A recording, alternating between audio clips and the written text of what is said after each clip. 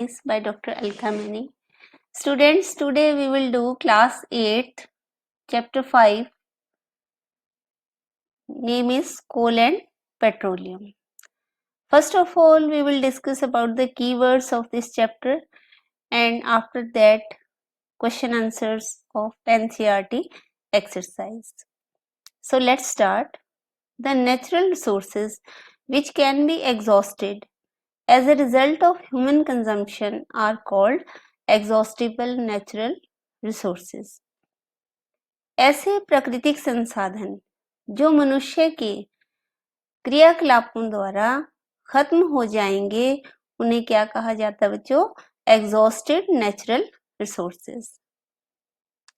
जो एक समय के बाद समाप्त हो जाएंगे तो उनको बोलते हैं बच्चों exhaustible natural resources. The natural resources which are not likely to be exhausted due to human activities, और ऐसे नेचुरल रिसोर्सेज जो मनुष्य के क्रियाकलापों के द्वारा कभी खत्म नहीं होंगे and are present in unlimited quantities, और जो असीमित मात्रा में उपलब्ध हैं, are called inexhaustible natural resources. उन्हें क्या कहा जाता है? Inexhaustible natural resources. Next बच्चों, fossil fuels are the materials of biological origin occurring within the earth's crust which can be used as a source of energy. Fossil fuels ऐसे पदार्थ होते हैं जिनका जो ओरिजिन है वो कैसा है? बायोलॉजिकल है, और जो नेचर के अंदर कहाँ प्रेजेंट है? अर्थ क्रस्ट में। अर्थ की बच्चों 3 लेयर्स होती हैं। सबसे जो अपर मोस्ट लेयर है दैट इज क्रस्ट, और जो बीच में है that is mental, and the inner most layer is core. तो 3 लेयर्स हैं अर्थ की, और जो सबसे ऊपर वाली जो लेयर है उसमें ये फॉसिल फ्यूल्स प्रेजेंट होते हैं, which can be used as a source of energy, जिन्हें ऊर्जा के स्रोत के रूप में हम उपयोग कर सकते हैं। नेक्स्ट बच्चों, fossil fuels can be classified into 3 categories. Fossil fuels को, जीवाश्म ईंधन को हम 3 वर्गों में बांट सकते हैं: solid fuels, liquid fuels and gaseous fuels. ठोस ईंधन, द्रव ईंधन और गैसीय ईंधन। Coal is a complex mixture of carbon, hydrogen and oxygen compounds with some percentage of nitrogen, sulfur and phosphorus। तो जो कोल है बच्चों वो एक जटिल मिश्रण है। मुख्यतः इसमें क्या क्या पाया जाता है बच्चों? कार्बन, हाइड्रोजन एंड ऑक्सीजन, और कुछ परसेंटेज, कुछ मात्रा में, बहुत कम मात्रा में और क्या प्रेजेंट होता है? Nitrogen, sulphur and phosphorus। It was formed from the dead remains of trees, ferns and other plants that lived 300 to 400 million years ago। ये जो कोल है बच्चों ये किससे बना है? ये डेड रिमेन्स ऑफ ट्रीज, पेड़ों के मृत अवशेषों से। जब पेड़ या फिर फर्न के जंगल या फिर कुछ और दूसरे प्लांट्स जो कब प्रेजेंट थे? आज से 300 या 400 मिलियन ईयर्स पहले जो प्लांट्स प्रेजेंट थे, उन प्लांट्स के बहुत अर्थ के डीप में दब जाने से ये कोल बना है। There are different varieties of coal depending upon the content of carbon in them। बहुत इंपॉर्टेंट पॉइंट है बच्चों ये कि कोल के अंदर कार्बन की कितनी मात्रा उपस्थित है, इस बात पर डिपेंड करते हुए जो कोल है वो डिफरेंट वैरायटीज का होता है। कौन कौन सी टाइप है बच्चों? They are peat, lignite, bitumens and anthracite. 4 types हैं। किस बात पर डिपेंड करते हुए? Presence of carbon content in the कोल।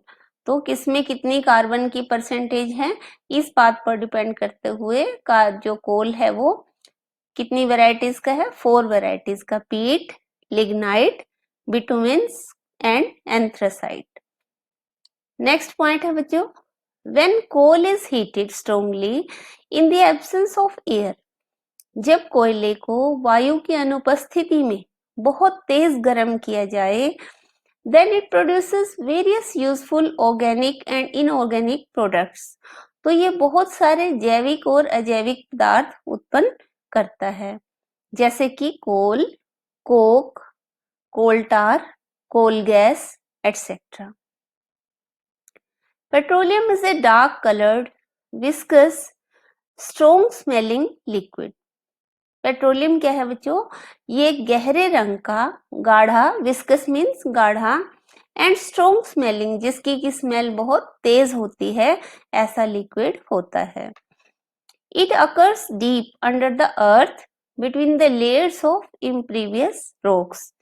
ये अर्थ के नीचे काफी गहराई में जब रॉक्स की ये टाइप होती है बच्चों, इम्प्रीवियस रॉक्स, तो जब इम्प्रीवियस रॉक आ जाएं अर्थ के डीप में तो वहां पर ये पाया जाता है. Petroleum is believed to have been formed by the action of heat and pressure on the remains of marine organisms in the absence of air. तो पेट्रोलियम जो है वो कहाँ मिलता है बच्चों? मरीन ऑर्गेनिजम्स का कौन से? जो पानी में पाए जाते हैं, यानी समुद्र के नीचे, काफी नीचे. किससे बनता है ये? Action of heat and pressure. तो जब ये एक्वेटिक एनिमल्स, मरीन एनिमल्स जब सी बेड में काफी नीचे चले जाते हैं आफ्टर देयर डेथ, तो हीट और प्रेशर के कारण in the absence of air इनसे क्या बन जाता है बच्चों? पेट्रोलियम. नेक्स्ट है the process of separating various constituents और fractions of petroleum by fractional distillation is called refining. तो पेट्रोलियम जो है वो एक तरह का क्रूड ऑयल है, कच्चा तेल है, और इसके अंदर बहुत सारे कॉन्स्टिट्यूएंट्स प्रेजेंट होते हैं. तो फिर इन सबको अलग करना किस मेथड से सेपरेट किया जाता है? फ्रैक्शनल डिस्टिलेशन से. और इस प्रोसेस को क्या कहते हैं बच्चों? रिफाइनिंग, यानी शुद्ध करना. So let's start student. Exercise question answers. First one is, what are the advantages of using CNG and LPG as fuels? CNG और LPG को ईंधन में उपयोग में लाने का क्या लाभ है? तो फर्स्ट ऑफ ऑल पहले हम इनकी फुल फॉर्म करेंगे बच्चों. CNG compressed natural gas and LPG is liquefied petroleum gas. तो आपको इनकी फुल फॉर्म भी याद करनी है, लर्न करनी है अच्छे से. एडवांटेजेस क्या हैं इसके? Storage and transportation of CNG and LPG is easy. CNG और एलपीजी को स्टोर करना और ट्रांसपोर्ट करना, एक जगह से दूसरी जगह ले जाना बहुत आसान होता है. जैसे आपने देखा है कि ये सिलेंडर में भरी होती है और सिलेंडर को कहीं भी रखना, लेकर जाना बहुत इजी है. Their burning do not cause environmental pollution. इनके जलने से, सीएनजी या एलपीजी के जलने से किसी भी तरह का एनवायरमेंटल पोल्यूशन नहीं होता, पर्यावरण में किसी भी तरह का प्रदूषण नहीं होता. थर्ड पॉइंट है बच्चों, नो एश और other waste remains behind from their burning. तो इनके जलने के बाद किसी भी तरह की राख या कुछ और वेस्ट मटेरियल नहीं बचता. जैसे वेरी इजी, उन्हें जलाना बहुत आसान है. Name the petroleum product used for surfacing of roads. तो रोड्स बनाने में आप देखते हो कि पेट्रोलियम का कौन सा प्रोडक्ट यूज होता है? Bitumen and coal tar. कोल टार आप देखते हो बड़े बड़े ड्रम होते हैं कोल टार के, और उसे गर्म करके और सड़क पर जो है रोड्स पर लेयरिंग की जाती है इनकी. नेक्स्ट क्वेश्चन है बच्चों, describe how coal is formed from dead vegetation.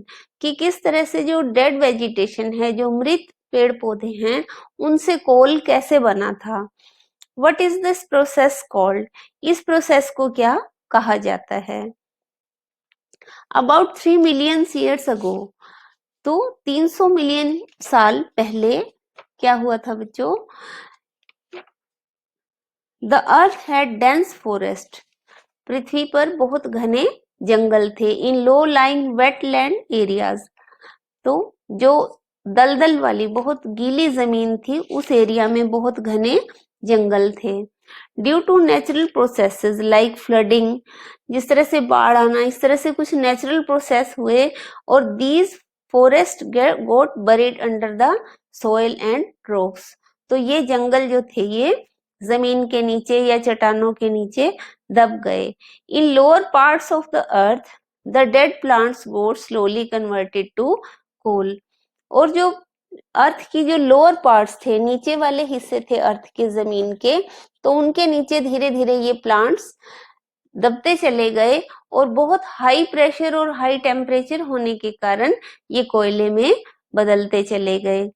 Coal is the source of carbon, कोयला जो है वो कार्बन का मुख्य स्रोत है। The formation of coal from dead plants is called carbonisation. बहुत इंपॉर्टेंट है बच्चों ये कि formation of coal, dead plant से, मृत पौधों से कोयले का बनना क्या कहलाता है? कार्बोनाइजेशन। बहुत इंपॉर्टेंट टर्म है ये। And this coal formed from the dead vegetation is called fossil fuels.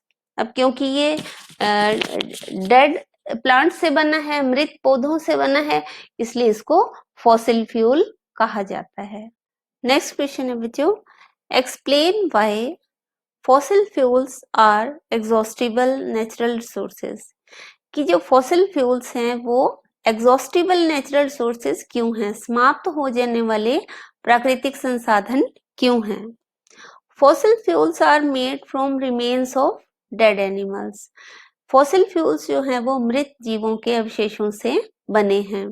These remains of organisms are found in limited amount under the earth, ये जो अवशेष हैं ऑर्गेनिजम्स के ये अर्थ के नीचे बहुत सीमित मात्रा में प्रेजेंट हैं।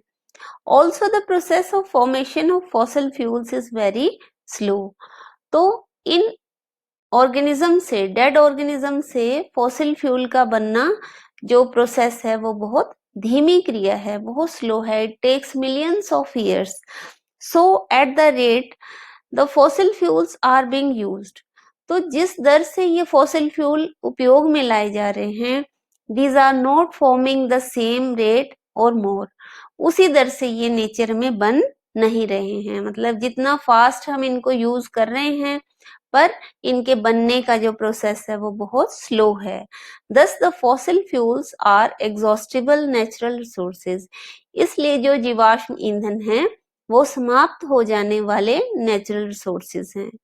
नेक्स्ट क्वेश्चन है बच्चों, describe characteristics and uses of Coke, तो कोक के विशेषताएं क्या हैं और उसके उपयोग क्या हैं? फर्स्ट है बच्चों, characteristics of coke. Coke is tough, porous and black substance. जैसा कि आप सबने देखा ही है, कोक मीन्स कोयला, तो कोयला कैसा होता है?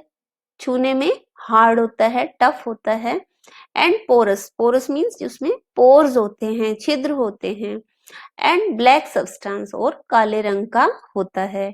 It is an almost pure form of carbon, यह कार्बन का सबसे शुद्ध रूप है। यूजेस क्या है बच्चों इसके? It is use in manufacture of steel, तो स्टील बनाने में इसका यूज होता है। It is use in the extraction of metals, धातुओं को शुद्ध करने में इसका उपयोग होता है। It is use in making water gas and producer gas, तो ये वाटर गैस और प्रोड्यूसर गैस बनाने में यूज होता है। नेक्स्ट क्वेश्चन है बच्चों, explain the process of formation of petroleum, तो बहुत इंटरेस्टिंग क्वेश्चन है कि किस तरह से नेचर के अंदर अर्थ के नीचे पेट्रोलियम बनता है, उसे समझेंगे हम। Petroleum word has been taken from Greek word, petroleum जो शब्द है वो ग्रीक भाषा के दो शब्दों से मिलकर बना है, petro and oleum, which means rock and oil. Petro means rock and oleum means oil. Respectively and that is rock oil. तो ये चट्टानों के नीचे से निकलने वाला तेल है, इसीलिए इसे क्या कहा गया, rock oil. It is believed that petroleum was formed from the fossils of animals and plants which settled at the bottom of oceans in the sediment rocks। अभी मैंने आपको बताया कीवर्ड्स में भी कि ओशंस में, समुद्र के बॉटम में, बिल्कुल नीचे जो तली है, वहां पर जब जो समुद्र में रहने वाले, ओशन में रहने वाले जो एनिमल्स हैं या प्लांट्स हैं, तो जब वो डेड हो जाते हैं और डेड होने के बाद वो बिल्कुल बॉटम में सेटल डाउन हो जाते हैं, धीरे धीरे वो सेडिमेंट रॉक्स के नीचे दबते चले जाते हैं। तो हीट और प्रेशर से जो है काफी टाइम में, मिलियंस ऑफ ईयर्स में क्या बनता है, oil. From a long time the carbonic organic fossils were subjected to action of catalyst under high pressure and high temperature. तो लंबे समय में, बहुत लंबे समय में ये फॉसिल्स जो हैं, इनके ऊपर कुछ कैटलिस्ट जो हैं वो बहुत हाई प्रेशर और हाई टेम्परेचर में जो है वो एक्ट करते हैं, और जिससे कि क्या बन जाता है, oil, petroleum. The changes led to formation of petroleum, और धीरे धीरे जो चेंजेस आते हैं उनसे एंड प्रोडक्ट क्या बनता है, petroleum. That's why petroleum is called fossil fuel. इसीलिए पेट्रोलियम को जीवाश्म ईंधन कहा जाता है। Thank you students. If you like my video then please like it, subscribe it and follow my channel for my next video. Thank you.